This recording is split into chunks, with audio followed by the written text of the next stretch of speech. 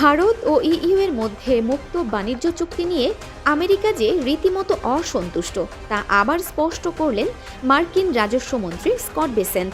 মার্কিন মিডিয়ায় দেওয়া সাক্ষাৎকারে তিনি বলেছেন, ইউক্রেনের থেকে বাণিজ্যকে অগ্রাধিকার দিল ইইউ। বেসেন্টকে প্রশ্ন করা হয়েছিল, ইউরোপ ও ভারত যে বাণিজ্য চুক্তি করল তার ফলে কি আমেরিকা বিপন্ন বোধ করছে?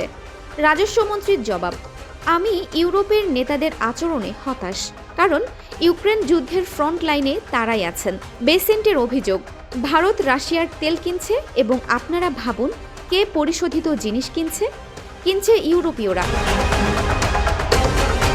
ফলে ইউরোপ তাদের বিরুদ্ধে হওয়া যুদ্ধের খরচ নিজেরাই যোগাচ্ছে। তিনি বলেছেন, রাশিয়ার থেকে তেল কিনছে বলে ভারতের ওপর 25% বাড়তি শুল্ক বসানো হয়েছে। ইউরোপ তাতে যোগ দিল না, কারণ তারা বাণিজ্য চুক্তি করতে চেয়েছিল।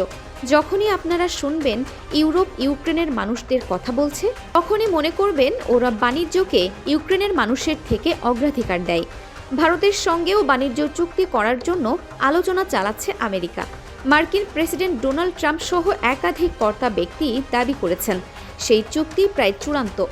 আর রাশিয়ার তেল কেনা নিয়ে যখন ভারতের ওপর অতিরিক্ত শুল্ক বসানো হলো, তখন ভারত জানিয়েছিল যুক্তরাষ্ট্র এখনও রাশিয়ার কাছ থেকে রেয়ার আর্থ সহ একাধিক জিনিস কেনে।